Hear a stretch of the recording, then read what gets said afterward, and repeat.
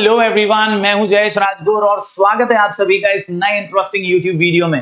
दोस्तों, आज का वीडियो बहुत ही खास है क्योंकि आज हम कवर करने जा रहे हैं क्लास 12th महाराष्ट्र बोर्ड का चैप्टर नंबर 1 इकोनॉमिक्स से, that is introduction to micro and macro economics. जी हाँ, 7 मार्क का वेटेज है इस चैप्टर का और आज हम पूरे 6 क्वेश्चंस करने वाले हैं। ये 6 क्वेश्चन एकदम जड़ी बूटी क्वेश्चन है, एकदम आईएमपी क्वेश्चन है। अगर ये 6 क्वेश्चंस आप कर लेते हैं तो आपको इस चैप्टर से और कुछ करने की जरूरत नहीं है। 6 क्वेश्चंस और 7 मार्क्स अपने कंप्लीटली फिक्स हो सकते हैं क्योंकि इस चैप्टर से कुछ भी आ जाए ये 6 क्वेश्चंस में से ही आएगा। और इसीलिए आज का सेशन पूरा देखिए, पूरा अटेंड कीजिए। ये 1 शॉट लेक्चर है ताकि आप मस्त पैकी एकाच वीडियो मध्ये एकदम कड़क स्टडी कर सकें। लिख करके जरूर प्रैक्टिस कीजिए, मेरी रिक्वेस्ट है आपसे। और मैं कोशिश करूंगा कि लगातार आपके लिए वीडियोस लेकर आता रहूं। जरूर हमारे लाइव सेशन अटेंड कीजिए, टेलीग्राम चैनल से जुड़ जाइए, नाम है स्काई एजुकेशन ऑफिशियल। इंस्टाग्राम पे राजगुर जयेश भी फॉलो कर लीजिए, वहां पे डाउट्स पूछने तो पूछ सकते हैं। मैं ट्राई करूंगा सबके डाउट सॉल्व करने की। और साथ ही साथ दोस्तों, अगर चैनल पर नए हैं तो सब्सक्राइब कर लीजिए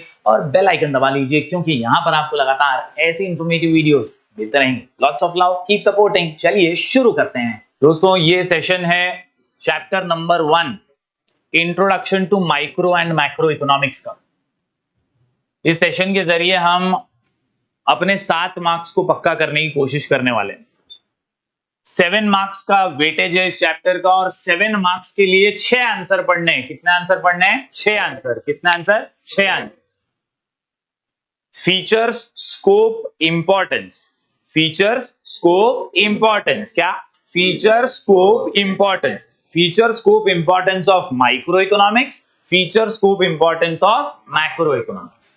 ये 6 आंसर करके पूरे 7 मार्क्स हासिल हो सकते हैं। बोर्ड एग्जाम का ट्रैक रिकॉर्ड है कि अगर आप पिछले 5-10 साल के पेपर देखोगे तो हर साल इस चैप्टर से 2 क्वेश्चन कहीं ना कहीं बोर्ड के एग्जाम में दिखते ही हैं। फिर वो फीचर्स हो ऑफ माइक्रो या कभी स्कोप ऑफ मैक्रो, इस तरह के अलग अलग क्वेश्चन हर साल आपको दिखाई देंगे। तो आज का सेशन बहुत कीमती है, आप बहुत ध्यान से इसको सुने, बहुत आराम से इसको फॉलो करें और लिख के नोट डाउन जरूर करें इंपॉर्टेंट चीजों को, क्योंकि आज के सेशन से आपका पूरा चैप्टर कवर हो जाएगा। Let us begin. सबसे पहले दोस्तों एक छोटा सा इंट्रोडक्शन जो आपको 6 के 6 आंसर में काम आ सकता है। हर एक आंसर में एक कॉमन इंट्रो, कोई भी आंसर आ जाए बोर्ड एग्जाम में, इसके साथ शुरुआत की जा सकती है। Micro economics and macro economics are the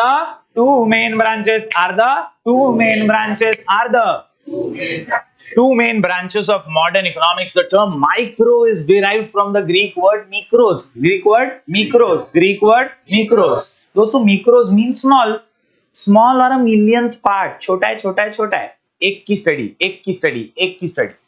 दोस्तों इकोनॉमी, हमारी अर्थव्यवस्था को स्टडी करने के ये दो तरीके हैं, 2 पर्सपेक्टिव्स, 2 नजरिए, एक माइक्रो और एक मैक्रो। माइक्रो यानी स्मॉल, मैक्रो यानी लार्ज। माइक्रो यानी स्मॉल, मैक्रो यानी लार्ज। माइक्रो का जन्म ग्रीक वर्ड मिक्रोस से हुआ है जिसका मतलब ही स्मॉल है और इसीलिए माइक्रो मीन्स स्मॉल और अ मिलियंथ पार्ट। दोस्तों दूसरी तरफ मैक्रो जो टर्म है, it is derived from the Greek word macros which means large. और इसीलिए मैक्रो इकोनॉमिक्स ये लार्ज एनालिसिस है, होल इकोनॉमी की एनालिसिस है। दोस्तों these terms were coined by Norwegian economist Ragnar Frisch of Oslo University। तो कहीं ना कहीं दोस्तों ये एक कॉमन इंट्रोडक्शन है जिसमें आप बता रहे हैं, कोई भी आंसर पूछे आप बता रहे हैं कि माइक्रो क्या है और मैक्रो क्या है। दोस्तों अब स्टार्ट करते हैं with the meaning of micro economics, क्योंकि आज का अपना पहला आंसर भी है स्कोप ऑफ माइक्रो इकोनॉमिक्स। तो स्कोप ऑफ माइक्रो इकोनॉमिक्स के ऊपर आप माइक्रो को स्पेसिफिकली हाईलाइट करेंगे। So here micro means a small part of a thing, यानी एक बड़ी सी चीज का छोटा सा हिस्सा। आप नेशनल इनकम में से इंडिविजुअल इनकम को निकाल करके स्टडी करते हैं, ये होता है माइक्रो इकोनॉमिक्स। आप टोटल डिमांड में से एक की डिमांड को एनालाइज करते हैं, ये होता है माइक्रो इकोनॉमिक्स। तो somewhere or the other micro means a small part of a thing. Microeconomics thus deals with a small part of national economy. It studies what? Actions and behavior. Of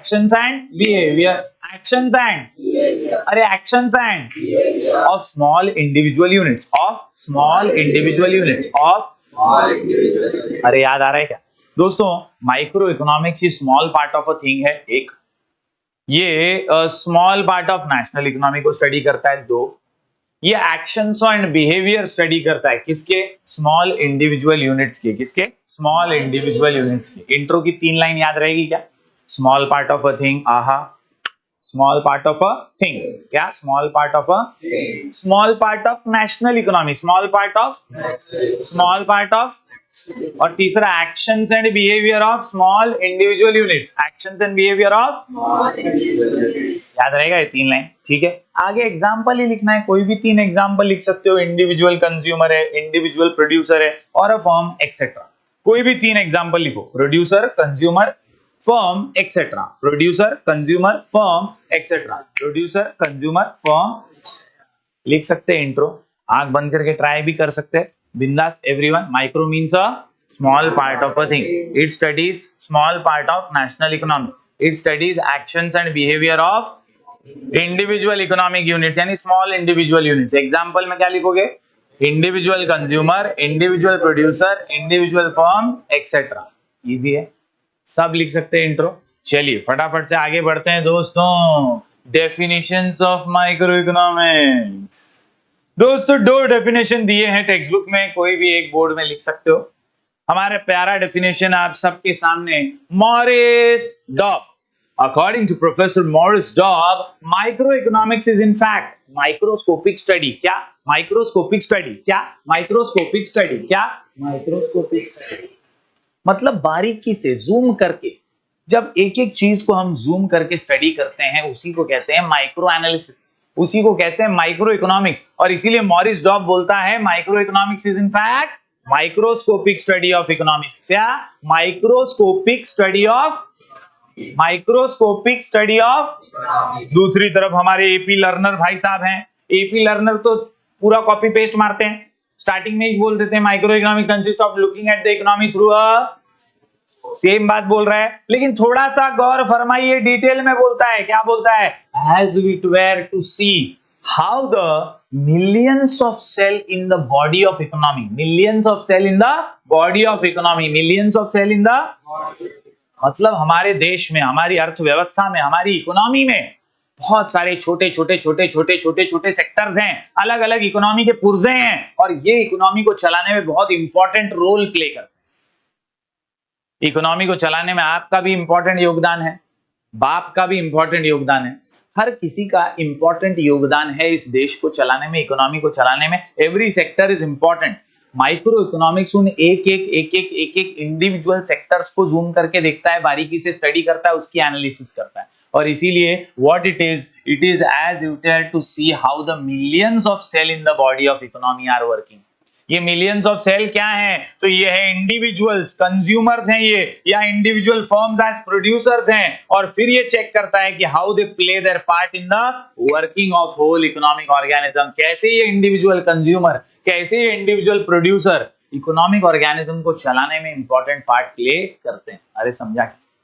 दोनों definition समझ में आ रहा है क्या? कोई भी एक लिखना है अपने को, लेकिन आना दोनों चाहिए, फेकोलॉजी ठोकोलॉजी करने में काम आएगा, बड़े बड़े आंसर्स हैं। और इसीलिए आपको दोनों डेफिनेशन पता होंगे तो you will be able to write much more and better.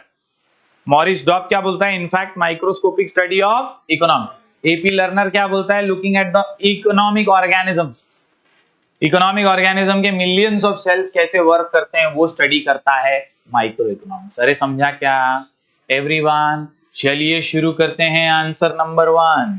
अपना आंसर नंबर 1 क्या है? Scope of micro economics. Scope of, answer का नाम 3 थियरी, आंसर का नाम 3 थियरी, आंसर का नाम 3 थियरी, आंसर का नाम, क्वेश्चन का नाम है scope of micro economics, answer का नाम है 3 थियरी, आंसर का नाम है 3 थियरी, आंसर का नाम है theory of PP, product pricing, theory of PP, product pricing, theory of PP, theory of PP, अरे theory of PP, theory of FP, factor pricing, theory of FP, अरे theory of FP, अरे theory of FP, और theory of economic welfare, theory of scope मतलब क्या, scope मतलब limit क्या है, extent क्या है, क्या क्या स्टडी किया जाता है माइक्रो इकोनॉमिक्स में। माइक्रो इकोनॉमिक्स में होता क्या क्या है, तो कितनी थियरी होती है, 3। थियरी ऑफ पीपी यानी product pricing, theory of FP यानी फैक्टर प्राइसिंग, और थियरी ऑफ इकोनॉमिक वेलफेयर। अरे समझा क्या दोस्तों, ये तीनों थियरीज बारीकी से अपन समझेंगे एक एक करके। पहले चार्ट का ओवरव्यू ले लो, क्योंकि आप जब ये एग्जाम में भी बनाते हैं ना एक ऐसा रफ चार्ट आपके एक पेज पर आंसर शुरू करने से पहले, तो ये एक बहुत अच्छा इंपैक्ट डालता है एग्जामिनर पे। मैं पिछले 8-10 साल से बोर्ड के पेपर चेक कर रहा हूँ, और हर साल मैं भी देखता हूँ कि यार बहुत सारे जो एकदम होनहार बच्चे रहते हैं वो टाइम मैनेजमेंट के साथ ऐसे चार्ट्स बनाते हैं आंसर से पहले, आंसर शुरू होने से पहले।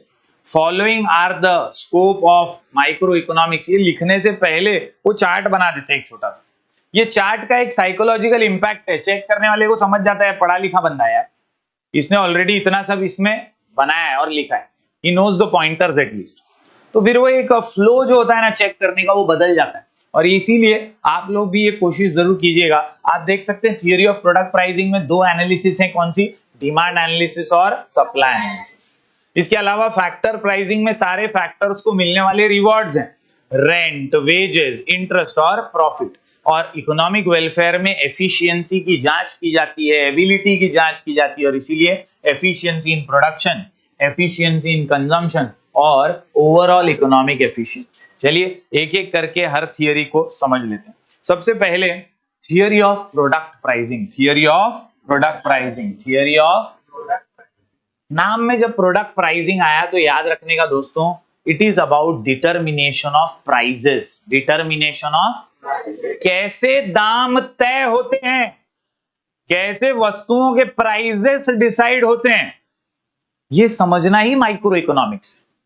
और कैसे दाम तय होते हैं ये समझने के लिए my dear students, market forces की एनालिसिस करना जरूरी है।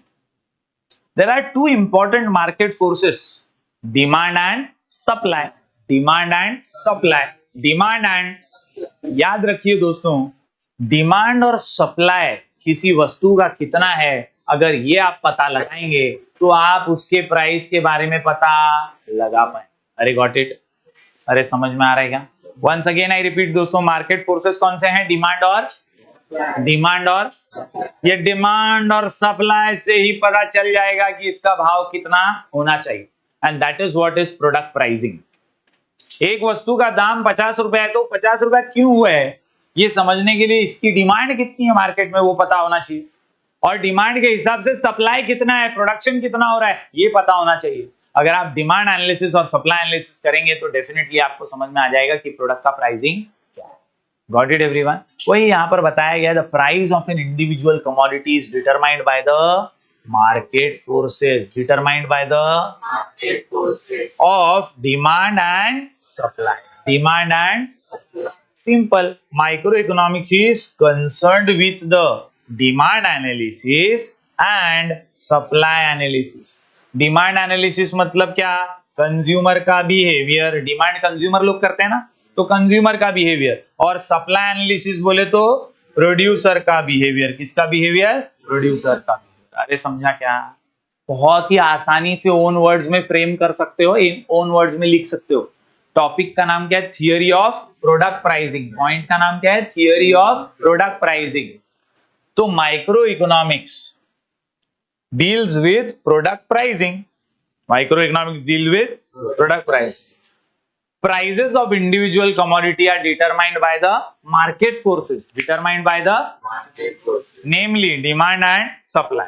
So microeconomics is concerned with demand analysis, that is consumer behavior, and supply analysis, that is producers behavior. समझा गया? 3 लाइन में पूरा पॉइंट खत्म है बॉस, एकदम इजीली हो जाएगा। पहला पॉइंट यहां पर अपन ने किया theory of product price.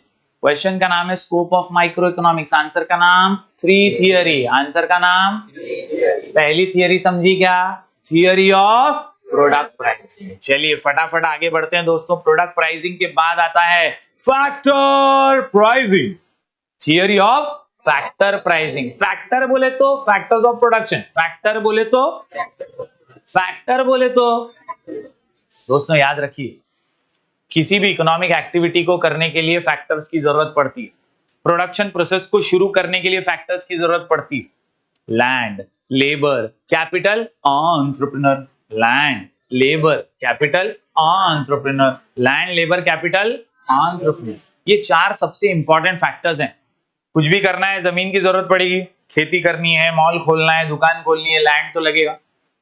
Land के बिना हो सकता है क्या? लेबर लगेगा, मजदूरी करनी है, काम करवाना है, लेबर के बिना हो सकता है क्या? नहीं। लेबर फुकट में काम करेगा क्या? पैसा तो चाहिए सब करने के लिए, तो कैपिटल इज मस्ट। और आखिर में एक एंटरप्रेन्योर जो ये सारी चीजों को इकट्ठा करेगा, एंटरप्रेन्योर। तो लैंड, लेबर, कैपिटल और एंटरप्रेन्योर ये फैक्टर्स ऑफ प्रोडक्शन है, और इन चारों को कोई ना कोई प्राइज यानी रिवॉर्ड मिलता ही है। लैंड को मिलता है रेंट, लैंड को मिलता है रेंट, लैंड को मिलता है रेंट, भाड़ा मिलता है ना, लैंड को मिलता है रेंट।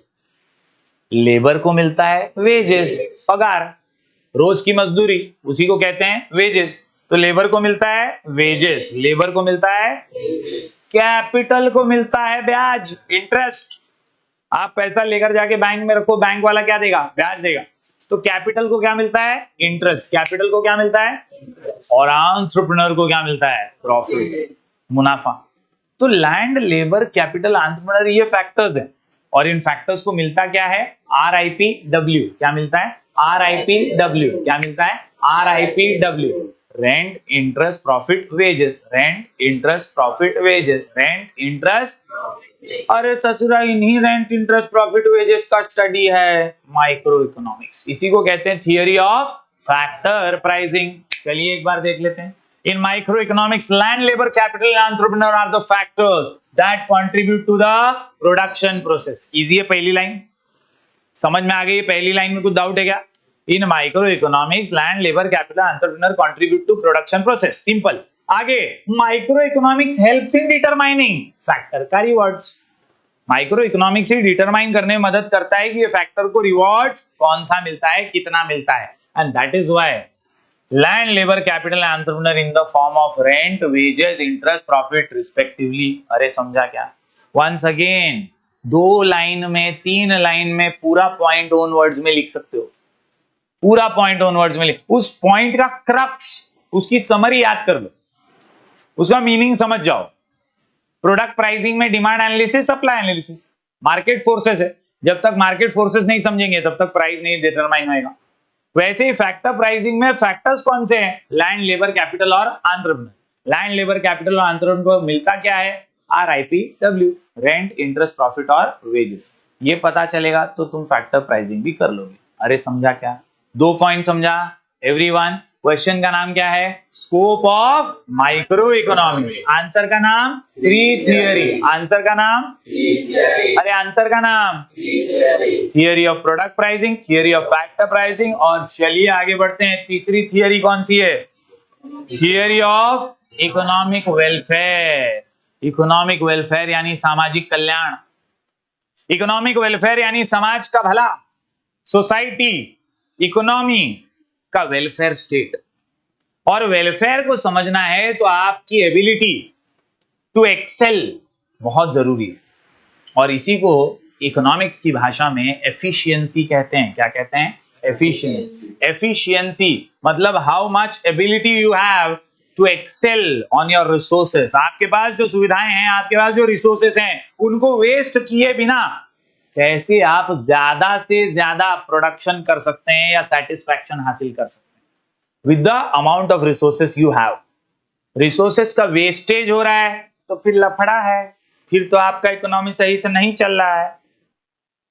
रिसोर्सेस का एफिशिएंट यूज होना चाहिए, वेस्टेज रिड्यूस होना चाहिए, तो ही काम फिट, मामला हिट और exam super hit. Somewhere or the other my dear students, यही एफिशिएंसी यहां पर डिस्कस की गई है। टोटल कितनी एफिशिएंसी है यहां पे मूव? 3 एफिशिएंसी है बॉस। कितनी एफिशिएंसी है? 3। बहुत सिंपल सी 3 एफिशिएंसी है। देखो, पहली एफिशिएंसी कौन सी है? एफिशिएंसी इन प्रोडक्शन, उसके बाद कंजम्पशन, और उसके बाद ओवरऑल एफिशिएंसी। इस आंसर को आपको दो दो दो ऐसे दो दो और दो लाइंस में बांटना है, 3 बार। एक एफिशिएंसी इन प्रोडक्शन 2 लाइन, फिर एफिशिएंसी इन कंजम्पशन 2 लाइन, और ओवरऑल एफिशिएंसी 2 लाइन। सिंपल। हमें एफिशिएंसी की जांच करने के लिए माइक्रो इकोनॉमिक्स मदद करता है। पहली एफिशिएंसी कौन सी? प्रोडक्शन। तो याद क्या रखने का? Efficiency in production means producing maximum amount of goods and services. Producing maximum amount of goods and services. आपकी काबिलियत प्रोडक्शन में अच्छी है या नहीं, ये पता किससे चलेगा? आप कितना गुड्स एंड सर्विसेज प्रोड्यूस कर रहे हैं इससे। बराबर। Producing maximum possible amount of goods and services from the given amount of resources. जो आपके पास रिसोर्सेज अवेलेबल हैं उससे आप कितना प्रोडक्शन करते हैं इसी से पता चलेगा। आपके पास एक मशीन है जो 50 किलो प्रोडक्शन करती है, आप उसमें से सिर्फ 30 किलो प्रोडक्शन कर रहे हैं, तो मतलब एफिशिएंसी है क्या? नहीं। एफिशिएंसी कब है? जब 50 किलो की मशीन में से पूरा 50 किलो प्रोडक्शन हो रहा है। समझ में आ रहा है क्या कॉन्सेप्ट क्या है? पक्का समझ रहा है एवरीबॉडी? एफिशिएंसी इन प्रोडक्शन समझा दोस्तों। इसके अलावा 2 और एफिशिएंसीज हैं। दूसरी एफिशिएंसी जो है वो है एफिशिएंसी इन कंजम्पशन। एफिशिएंसी इन, जो बनाया है वो बांटो। कंजम्पशन मतलब डिस्ट्रीब्यूशन। कंजम्पशन मतलब अगर देश में वैक्सीन बन गई है तो वैक्सीन सब तक पहुंचनी भी तो चाहिए। लोग लाइनें लगा लगा के खड़े हैं, लोगों को वैक्सीन नहीं मिल रही है, तो ये एफिशिएंसी नहीं है।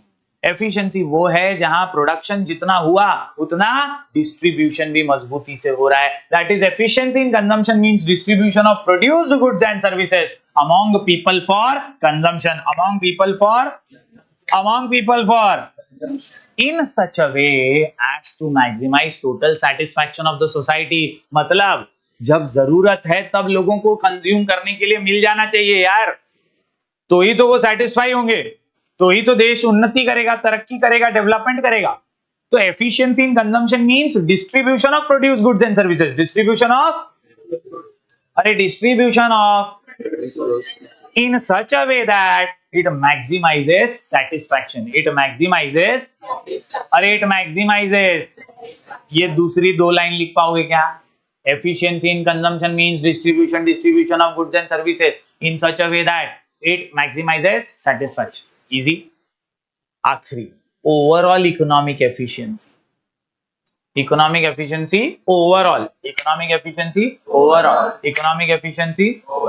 प्रोडक्शन में याद रखने का maximum possible goods and services out of resources available. फिर कंजम्पशन में याद रखने का डिस्ट्रीब्यूशन। ओवरऑल में क्या याद रखने का सर? ओवरऑल के अंदर याद रखने का production of those goods and services which are desired by the people. लोगों को जो चाहिए, जो जरूरी है, जो जरूरत है उनकी, वो प्रोड्यूस करना मतलब ओवरऑल एफिशिएंसी। लोगों को चाहिए कुछ और, तुम दे कुछ और रहे हो, तो वो ओवरऑल एफिशिएंसी नहीं है। लोगों की जरूरत है रोटी कपड़ा मकान, बेसिक नेसेसिटीज, और वही अगर देश में है तो एफिशिएंट है, अगर नहीं है तो एफिशिएंसी नहीं। समझ में आ रहा है क्या? तो overall economic efficiency is what? Production of those goods which are most desired by the people, अरे समझा क्या दोस्तों? यहां पर अपन ने 3 थियरीज कंप्लीट किए। वंस अगेन आई रिपीट दोस्तों, बहुत ही सिंपल सा आंसर है, ये मार्क्स आपको देके जा सकता है। क्वेश्चन का नाम है scope of micro economics. Scope of, answer का नाम 3 थियरी, आंसर का नाम, अरे आंसर का नाम थियरी ऑफ प्रोडक्ट प्राइसिंग। याद रखने का determination of prices of products goods and services based on market forces demand and supply.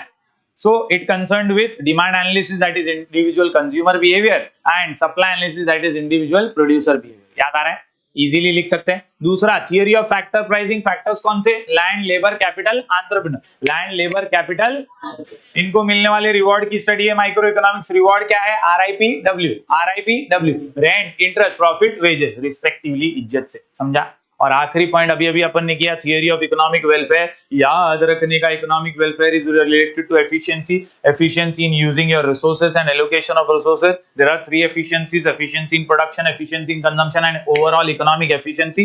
Efficiency in production is about producing maximum amount of goods and services through the available resources. दूसरा efficiency in consumption याद रखने का, it means what, distribution of produce goods and services to the masses in such a way that it increases satisfaction, याद रहेगा पक्का। और तीसरा है ओवरऑल इकोनॉमिक एफिशिएंसी, यहां पर याद रखने का, producing those goods and services which are desired by the people, which are. तो मैं उम्मीद करता हूं दोस्तों आपको ये पहला आंसर यहाँ पर क्लिक हुआ होगा, एकदम क्लियर हुआ होगा। बिना देखे भी लिखने का प्रयास कीजिए, लिख करके प्रैक्टिस करेंगे उतना जबरदस्त रहेगा। अगर आप सिर्फ सोचेंगे कि यार सुन सुन के हो जाएगा तो नहीं होने वाला, बुक खोल के बैठे रहेंगे तो हो जाएगा तो नहीं होने वाला। You have to imagine that this answer has appeared in the exam and then you have to write. आपको ये इमेजिन करना है कि आ गया है बोर्ड एग्जाम में, मैं लिख रहा हूं, अभी मैं क्या क्या लिख सकता हूं इसमें, कितना बड़ा इसको प्रेजेंट कर सकता हूं, कितने मिनट में आंसर कंप्लीट हो सकता है। जब वो ट्राई करना शुरू कर दोगे ना तो बहुत मस्त से पूरा मस्त का आंसर हो जाए। डन डन डन डन, फटाफट से एक बार गो थ्रू करो टेक्स्ट बुक में, फिर नेक्स्ट आंसर करो, एक बार रीड करो पूरा। नरेश अर्ज किया है, अर्ज किया है कि जमीन पे बैठे बैठे क्या आसमान देखता है। आहा, जमीन पे बैठे, कहां बैठे, जमीन पे बैठे बैठे क्या आसमान देखता है, जमीन पे बैठे बैठे क्या आसमान देखता है। अरे परों को खोल, ये जमाना उड़ान देखता है। तो दोस्तों नींद चैन को त्यागो तुम, नींद चैन को त्यागो तुम और मेहनत का रास्ता अपनाओ तुम। चलिए पढ़ते हैं अगला आंसर। अगला आंसर है features of micro economics, features of, अरे फीचर्स ऑफ। देखो दोस्तों कुल मिलाकर के 8 पॉइंट का आंसर है, इसीलिए कुछ टाइम ऐसा भी था, बोर्ड ने धोखा भी दिया लोगों को। 7 मार्क का चैप्टर है लेकिन 8 मार्क के लिए आंसर पूछा था। तो बोर्ड गैम्बल करता रहता है, बोर्ड खेलता रहता है अपने साथ, अपने को पढ़ना उस तरीके से कि अपने को 6 आंसर आ जाए। और यहां पर अगर हम देखें तो 8 पॉइंट का आंसर है, 8 पॉइंट्स काफी इजी हैं, काफी समझने लायक हैं। इस आंसर से माइक्रो इकोनॉमिक्स को और करीब से हम जान पाएंगे। माइक्रो इकोनॉमिक्स के 8 पॉइंट्स बहुत सिंपल कर देते हैं माइक्रो एनालिसिस को। अभी तक हमें माइक्रो इकोनॉमिक्स के बारे में ये पता है कि micro is a small part of a thing, it studies small part of nation's economy. हमें ये भी पता है कि it studies actions and behaviour of small individual economic units such as individual producer, individual consumer, individual firm etcetera. Perfect एकदम। अब हम बढ़ रहे हैं आगे फीचर्स ऑफ माइक्रो इकोनॉमिक्स की ओर। आंसर का नाम लैब यूएसपी, आंसर का नाम लैब यूएसपी, आंसर का नाम। ये शॉर्ट कोड आपकी मदद करेगा आंसर के पॉइंटर्स को दिमाग में फिट करने के। चलिए एक एक करके सभी पॉइंट्स को समझते हैं। लैब यूएसपी में सबसे पहले एल से लिमिटेड स्कोप, एल से लिमिटेड स्कोप, एल से, ए से analysis of market structure, analysis of, अरे एनालिसिस ऑफ, बी से based on certain assumption, based on LAB, समझ रहा है?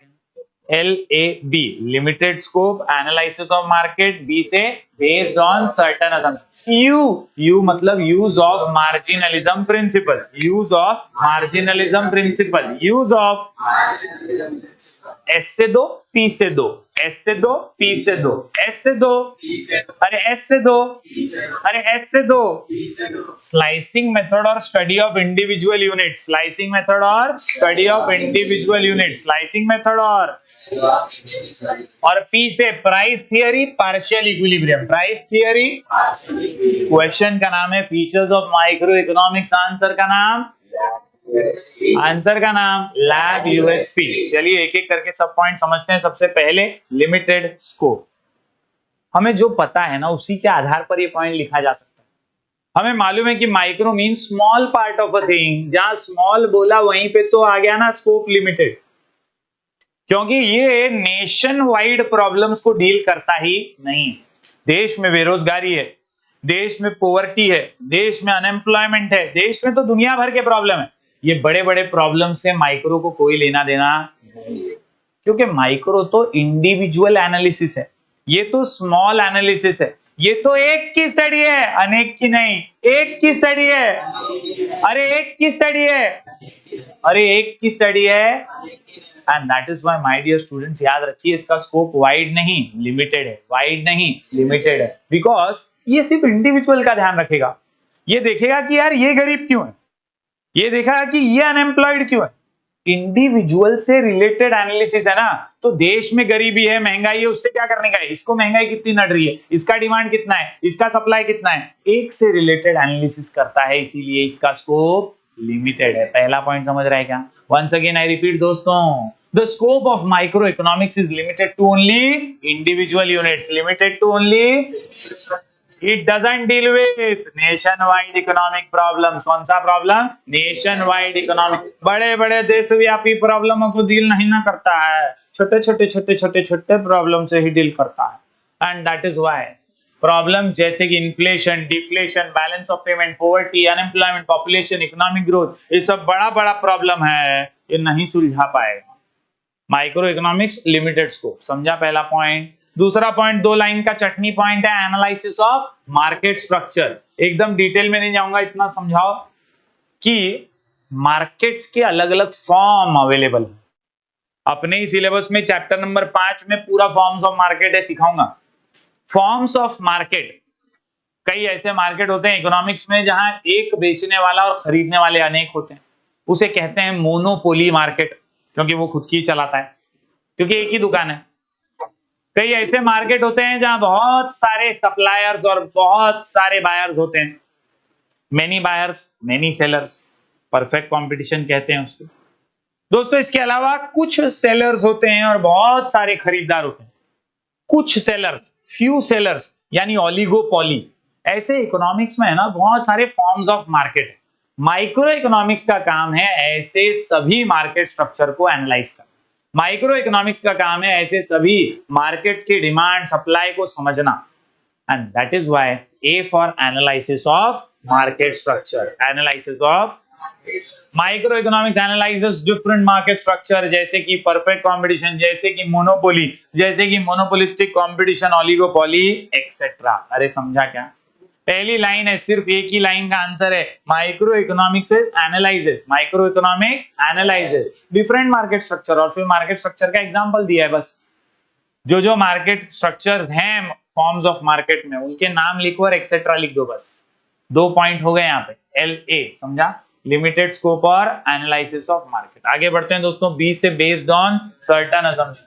याद रखना है माइक्रो इकोनॉमिक्स थियरी जो है ये धारणाओं पे आधारित है, असम्पशंस पे आधारित है। ये कहीं ना कहीं एक ऐसी थियरी है जो अज्यूम बहुत करती है। कई बार अगर आपके सामने 100 दुकानें हैं तो 5 का एनालिसिस करेगी और बाकी का अज्यूम करेगी। ये असम्पशंस पे चलने वाली theory. Assumptions make the theory analysis simple. Analysis को सिंपल बनाने के लिए, अंडरस्टैंडेबल बनाने के लिए, रिलेटेबल बनाने के लिए ये assumptions किए जाते हैं। क्लासिकल इकोनॉमिक्स द्वारा ऐसे कई assumptions किए गए हैं और आप यहाँ पे उसके उदाहरण दे सकते हैं। Micro economics begins with the fundamental assumption, जैसे other things remaining constant, other things remaining, other things यानी सारे फैक्टर्स, आपका टेस्ट, आपका हैबिट, आपकी लाइक्स, आपकी डिसलाइक, आपका इनकम, आपका प्रेफरेंस, आपकी चॉइस, ये सब कैसा होना चाहिए? कांस्टेंट होना चाहिए, ऐसा मान के चल रहे हैं। कांस्टेंट होता है नहीं होता है वो तो इंडिविजुअल पे डिपेंड करता है, लेकिन ये अज्यूम करते हैं कि during the course of time ये कैसा रहे? कांस्टेंट रहे। कैसा रहे? ये एक अजम्पशन है ना, ये इसकी धारणा है। इनकम तो बढ़ती कम होती रहती है कि नहीं? कंजम्पशन भी बढ़ता कम होता रहता है, टेस्ट चेंज होता रहता है, फैक्टर्स सेम हमेशा रहें ये जरूरी नहीं है, मगर ये अज्यूम कर रहे हैं that other things remaining constant, यानी सेटेरिस पेरिबस। दोस्तों परफेक्ट कंपटीशन ये एक धारणा है। कहीं ना कहीं परफेक्ट कंपटीशन का मतलब होता है बहुत सारे बायर्स और बहुत सारे सेलर्स, सब पैसे कमा रहे हैं, फ्री ऑफ कॉस्ट, सब चल रहा है, सब सेम प्राइस पे बेच रहे हैं। ऐसे कई असम्पशंस जो हैं परफेक्ट कंपटीशन के ये लोग कर रहे हैं। हालांकि ऐसा कंपटीशन इमेजिनरी है, ये वास्तविकता में होता ही नहीं। आजकल का मार्केट हाईली कॉम्पिटिटिव है ना, आप बाहर जाओ आपको मोबाइल की 10 दुकानें दिखेंगी एक दूसरे के बाजू, सब जगह पे अलग अलग मोबाइल मिल रहे होंगे, अलग अलग प्राइसेस में मिल रहे होंगे। ये है मोनोपोलिस्टिक कंपटीशन। ये परफेक्ट कंपटीशन अज्यूम कर रहे हैं, लेकिन ऐसा होता नहीं है। Similarly they are also assuming laissez faire policy. Laissez faire policy मतलब no government, no government intervention, no restriction. पहले ब्रिटिश सरकार थी, ब्रिटिश सरकार किसानों को बोलती थी यही उगाना पड़ेगा, यही कल्टीवेट करना पड़ेगा। इससे जो किसान थे बेचारे वो फ्रीली काम नहीं कर पाते थे, लिबरलाइज्ड वे में काम नहीं कर पाते। हमारे इकोनॉमिस्ट अज्यूम करते हैं एक ऐसी इकोनॉमी जहां लेजिस्फेयर पॉलिसी हो। लेजिस्फेयर पॉलिसी मतलब सरकार का कोई रोक टोक नहीं होनी चाहिए। दोस्तों ऐसे कई अजम्पशन से this assumptions make the analysis simple. समझा क्या? लैब समझ में आ रहा है, limited scope, analysis of market, B से based on certain assumption, B से बेस्ड ऑन LAB क्लियर है एवरीवन? यू बोले तो marginalism principle, use of marginalism principle, use of. दोस्तों मार्जिनलिज्म मतलब एक्स्ट्रा पे एक्स्ट्रा, एडिशनल पे एडिशनल, एक्स्ट्रा पे एक्स्ट्रा, अरे एक्स्ट्रा पे एक्स्ट्रा, अरे एक्स्ट्रा पे extra, the benefit which is assumed by the consumer from the last unit of consumption। आपने पानी पूरी खाया 6, उसके बाद सूखा पूरी, आहा, ये जो सूखा पूरी है ये एक्स्ट्रा बेनिफिट है, ये आपका मार्जिनलिज्म। और इस मार्जिनलिज्म पे बहुत सारे डिसीजंस निर्भर है, प्रोड्यूसर के भी और कंज्यूमर के भी। अगर आपको वो सूखा पूरी नहीं देता है, मना कर देता है, तो आप दूसरी बार उसके बाद पानी पूरी खाने भी नहीं जाएंगे। आपका इकोनॉमिक डिसीजन उसी पे आधारित था कि देता है कि नहीं। दूसरी तरफ जो बेचने वाला है वो भी कंज्यूमर को बिहेवियर को समझ रहा है ना, यार कंज्यूमर लोग तो मांगते ही है यार 6 पूरी के बाद सूखा पूरी, दे ही देते हैं तो धंधा बढ़ता रहेगा। समझ में आ रहा है? तो प्रोड्यूसर्स कंज्यूमर्स का इकोनॉमिक डिसीजंस, बहुत सारे बड़े बड़े इकोनॉमिक डिसीजंस मार्जिनलिज्म प्रिंसिपल पे बेस्ड है, और इसीलिए माइक्रो इकोनॉमिक्स ऐसे मार्जिनलिज्म प्रिंसिपल को यूज करता है। दोस्तों the concept of marginalism is the key tool of micro economic analysis. The term marginal means change brought in total, क्या? चेंज ब्रॉट इन टोटल, क्या? Change brought in total by additional unit. ये line bracket में डाल देना। The change brought in total by additional unit is called as marginalism. Marginal analysis helps to study a variable through changes. Producers and consumers take economic decisions using this principle. इसी principal के आधार पर producer और consumer अपने फैसले लेते रहते। Lab you समझा क्या? लिमिटेड स्कोप बोलो जरा, analysis of market structure, B से based on certain assumption, LAB। U बोले तो use of marginalism principle, U बोले तो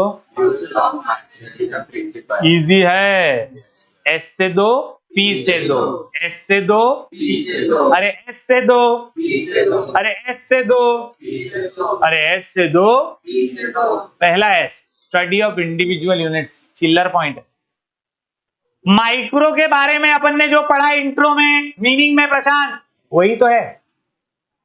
इंट्रो में पढ़ा ना, micro mean small part of a thing, बराबर सूर्या?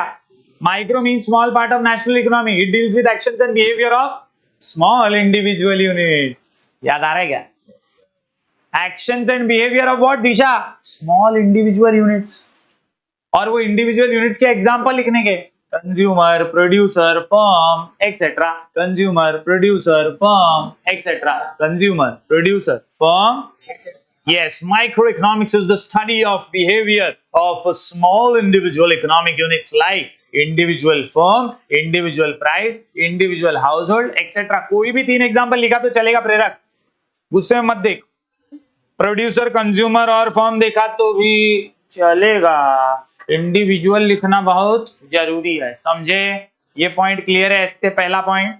एस से दूसरा पॉइंट है स्लाइसिंग मेथड। कौन सा मेथड? अरे कौन सा method? Slicing method. Slicing word आया ना, याद रखने का Pandey ji, split and divide. क्या याद रखने का? Split and divide. क्या याद रखने का? दीपक क्या याद रखने का? Split and divide. स्प्लिट करना, डिवाइड करना यानी अलग करना, बड़े से हिस्से में से छोटा हिस्सा अलग करना और उसको डिटेल में स्टडी करना यानी स्लाइसिंग मेथड। एग्जाम में फिलअप्स में कई बार पूछा जा चुका है, micro economics uses dash method, answer slicing method, answer. तो स्लाइसिंग मेथड में होता क्या है दोस्तों? Micro economics uses slicing method, it splits और डिवाइड्स, इट स्प्लिट्स और divides, it the whole economy into small individual units and then studies each unit separately in detail. याद रहेगा, इतना भी लिख दिया ना, काम 25 है बॉस, एकदम आराम से। इंडिविजुअल यूनिट को अलग करता है और उसको डिटेल में स्टडी करता है, समझा क्या? एग्जाम्पल बढ़िया दिया है, देखो। For example, study of individual income out of national income, study of individual demand out of aggregate demand. मतलब देश की इनकम में से एक की इनकम स्टडी करना, माइक्रो इकोनॉमिक स्लाइसिंग मेथड। देश की डिमांड में से एक की डिमांड को स्टडी करना, माइक्रो इकोनॉमिक स्लाइसिंग मेथड। समझा क्या? S2 समझ में आए क्या? इजी लग रहा है क्या? आखिरी 2 पॉइंट देखते हैं दोस्तों, P से 2, प्राइस थियरी और पार्शियल इक्विलिब्रियम। प्राइस थियरी और अरे प्राइस थियरी और अरे प्राइस थियरी और अरे सुना सुना लग रहा है क्या? थियरी ऑफ प्रोडक्ट प्राइसिंग अब भी पढ़ा ना बच्ची? थियरी ऑफ प्रोडक्ट प्राइसिंग में क्या था? डिमांड एनालिसिस और अरे डिमांड एनालिसिस और बस वही चेप देने का यहाँ पे सेम टू सेम पॉइंट है। Micro economics deals with the determination of prices of goods and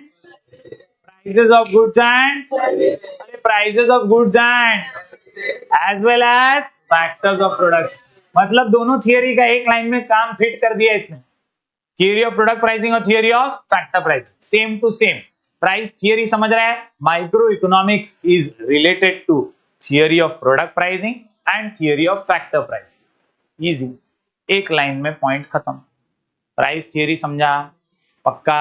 अब आते हैं आखिरी पॉइंट पे दोस्तों, 8 पॉइंट का आंसर है P से पार्शियल इक्विलिब्रियम। P से अरे इक्विलिब्रियम मतलब तराजू, checking the balance between two factors, checking the balance between. ये इक्विलिब्रियम ससुरा 2 प्रकार का है, general equilibrium, partial equilibrium. General equilibrium अरे जनरल इक्विलिब्रियम जनरल मैक्रो में होता है, जो ओवरऑल एनालिसिस करता है, और पार्शियल पार्शियलिटी करता है, एक को अलग करता है, इसीलिए माइक्रो इकोनॉमिक्स में। एग्जाम में फिलअप्स में ये भी आ चुका है, micro economics uses dash equilibrium analysis, partial equilibrium. Macro economics uses dash equilibrium, general equilibrium. याद रहेगा क्या दोस्तों? पार्शियल में क्या करते हैं पता है? आइसोलेट करते हैं, इंडिविजुअल यूनिट को आइसोलेट करते हैं। देखो वर्ड्स खाली घुमा फिरा के प्रेजेंट किए। स्लाइसिंग मेथड में स्प्लिट और डिवाइड था, उसका मतलब भी अलग करना था, और यहाँ आइसोलेट है, आइसोलेट का मतलब भी अलग करना ही है। याद रहेगा पक्का? तो यहाँ याद रखिए, isolates individual unit from the whole unit and then studies it independently, understands it individual position. Equilibrium position उसका अंडरस्टैंड करता है, उसे अलग करके, इसी को कहते हैं पार्शियल इक्विलिब्रियम। मैंने एग्जांपल कई बार दिया है कि आइसक्रीम के भाव बढ़ने से आइसक्रीम का डिमांड कम हो गया। जब हम आइसक्रीम के भाव और उसके डिमांड को एनालिसिस कर रहे हैं तो वो पार्शियल इक्विलिब्रियम है, क्योंकि हम सिर्फ balance between two factors study कर रहे हैं, प्राइस और डिमांड। लेकिन आइसक्रीम के भाव बढ़ने से उसकी डिमांड तो कम हुई ही, कोल्ड ड्रिंक का जो डिमांड था वो बढ़ गया, क्योंकि आइसक्रीम का भाव बढ़ गया था, महंगा लग रहा था, तो लोगों ने क्या खरीदना पसंद किया? कोल्ड ड्रिंक खरीद लिया। लोगों का टेस्ट चेंज हो गया, लोगों की इनकम पे असर पड़ा। ये सारे अलग अलग फैक्टर्स की जब आप एनालिसिस करते हैं तो वो जनरल इक्विलिब्रियम है, वहां सारी चीजें एनालाइज होती हैं। यहाँ पे सिर्फ एक की एनालिसिस होती है। अरे समझा क्या? ये पार्शियल इक्विलिब्रियम है, balance between two factors, balance between. चलिए, equilibrium is the balance between two factors. Micro economic analysis deals with partial equilibrium which analyzes equilibrium position of an individual economic unit, that is individual consumer, individual firm, individual industry etcetera. आप यहाँ पर भी वही example लिख सकते हो, individual producer, consumer, firm etcetera. It isolates, यहां से ब्रैकेट में डाल दो दोस्तों, बहुत कीमती लाइन है ये लाइन जड़ी बूटी है बॉस। क्या लाइन है? It isolates an individual unit. It isolates an individual unit from other forces and studies the equilibrium independently. समझा क्या? 8 पॉइंट का आंसर है दोस्तों। आंख बंद करके एक बार मेरे साथ, क्वेश्चन का नाम है features of micro economics, answer का नाम लैब यूएसपी, आंसर का नाम आंसर का नाम L से लिमिटेड स्कोप, A से analysis of market structure, B से based on certain assumption, U से use of marginalism principle, S से 2, पी से 2 study of individual units pricing method, और पी से प्राइस थियरी और पूरे 8 पॉइंट दिमाग में फिट हो रहे क्या दोस्तों? हर एक पॉइंट अपन ने डिटेल में समझा है, उम्मीद करता हूं आपको समझ में आ गया होगा। फटाफट से 5 मिनट लो, इसको रिवाइज करो, लेकिन लिख के जरूर प्रैक्टिस करना। लिख के मतलब हर पॉइंट में 2-2 लाइन लिख पा रहे हो कि नहीं, ये एनालाइज करना बहुत जरूरी है अपने लेवल पे। हर पॉइंट में आप 2 लाइन लिखना सीख गए तो काम फिट हो गया, मामला हिट हो गया और आंसर सुपर हिट हो गया। पढ़ो जरा फटाफट, कमान है। तो दोस्तों एक और आंसर, जैसा कि वादा रहा है हमारा, माइक्रो में 3 और मैक्रो में भी 3। माइक्रो में फीचर, स्कोप और इंपॉर्टेंस ऑफ माइक्रो इकोनॉमिक्स। दोस्तों कुल मिलाकर के 7 पॉइंट का ये आंसर है, लेकिन मैंने 6 पॉइंट्स लिए हैं, आप भी 6 लीजिए, सुकून की जिंदगी जिए। दोस्तों याद रखिए 7 पॉइंट्स काम के हैं, यहां पर सिर्फ मैंने 6 इसलिए लिए हैं क्योंकि ये आंसर आज तक कभी 7 मार्क्स के लिए या ज्यादा मार्क्स के लिए नहीं पूछा गया है।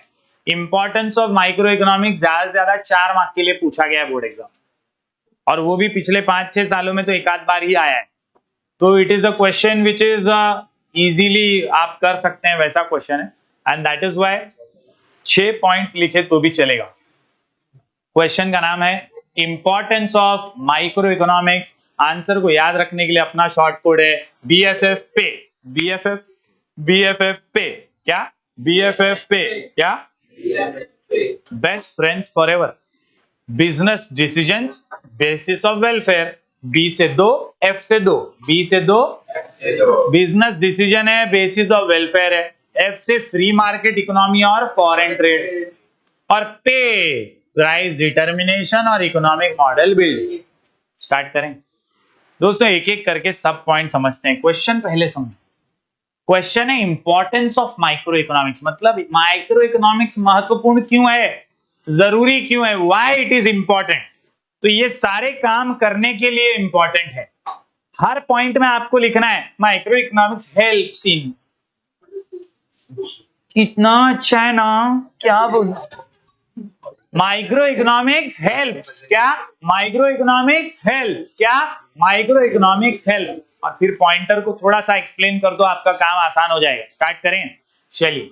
सबसे पहले बिजनेस डिसीजन, बिजनेस करने वाला डिसीजंस तो लेगा, और बोल्ड डिसीजंस लेने पड़ेंगे, फास्ट क्विक डिसीजंस लेने पड़ेंगे। ये डिसीजंस लेने में माइक्रो इकोनॉमिक्स मदद करता है। माइक्रो इकोनॉमिक्स मदद करता है दोस्तों। बिजनेसमैन को डिसीजंस कौन से लेने होते हैं? कॉस्ट ऑफ प्रोडक्शन से रिलेटेड, कि यार सामान कितने में बनता है या बनना चाहिए। इसके अलावा उसे डिसीजन लेना होता है प्राइस कितना रखना चाहिए वस्तु का। कॉम्पिटिटर्स का भी प्राइस ध्यान में रखना पड़ता है समवेयर और दी अदर दोस्तों। उसे आउटपुट कितना करना है, यानी प्रोडक्शन कितना करना है, इसका ध्यान रखना है। उसे अपना प्रॉफिट मार्जिन का ध्यान रखना है। ये सारे इंपॉर्टेंट निर्णय हैं जो एक बिजनेसमैन को लेने होते हैं। माइक्रो इकोनॉमिक एनालिसिस आपकी मदद करता है ये सारे डिसीजंस लेने में, और इसीलिए इंपॉर्टेंट है।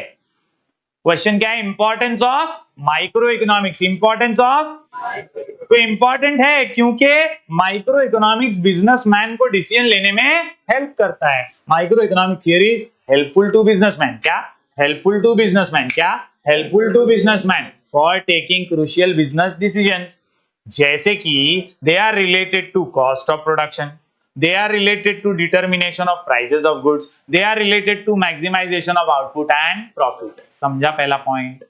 पहला पॉइंट में क्या बोल रहा है? बिजनेसमैन को निर्णय लेने में हेल्प करता है, बिजनेसमैन को निर्णय लेने में। आगे बढ़ते हैं दोस्तों। दूसरा भी, बेसिस ऑफ वेलफेयर इकोनॉमिक्स। अरे समाज कल्याण की बुनियाद है माइक्रो इकोनॉमिक्स। वेलफेयर, भलाई, सोसाइटी की भलाई, समाज का भला करने के लिए माइक्रो इकोनॉमिक एनालिसिस जरूरी है। बाढ़ आ गई, बाढ़ आ गई, बाढ़ आ गई, मदद करो, मदद करो, मदद करो। अरे मदद कहां करेंगे? बाढ़ कितने लोगों को प्रभावित कर रही है वो पता तो होना चाहिए। कितने लोगों के लिए सामग्री लेकर जानी है वो पता तो होना चाहिए। सरकार जब पैकेजेस अनाउंस करती है, राहत के, रिलीफ के फंड अनाउंस करती है, तो उसको पहले माइक्रो एनालिसिस करना पड़ता है। बिहार में बाढ़ आई, बिहार में बाढ़ आई, बिहार में बाढ़ आई, लेकिन पूरे बिहार में थोड़ी आई है। बिहार की ये जो 4-5 जिले हैं वहां बाढ़ आई है, तो ये 4-5 जिलों में पॉपुलेशन कितना है, वहां पे कितना हमें हेल्प फंड करना पड़ेगा, ये सारा एनालिसिस करने के बाद पैकेजेस जाहिर किए जाते हैं। समझ में आ रहा है क्या? तो this is the basis of welfare economics. दोस्तों याद रखिए, micro economic explains how best results can be obtained through optimum utilisation of resources का ऑप्टिमम यूटिलाइजेशन करके बेस्ट रिजल्ट कैसे निकालना है, ये माइक्रो इकोनॉमिक्स हमें सिखाता है। और that is why and it's best allocation it also studies how taxes affect the social welfare. हम लोग टैक्सेस भरते हैं तभी तो रोड अच्छा बनेगा, तभी तो इंफ्रास्ट्रक्चर बनेगा। Somewhere or the other my dear students, अगर टैक्सेस नहीं भरेंगे तो उसका इफेक्ट सुविधाओं पे दिखेगा।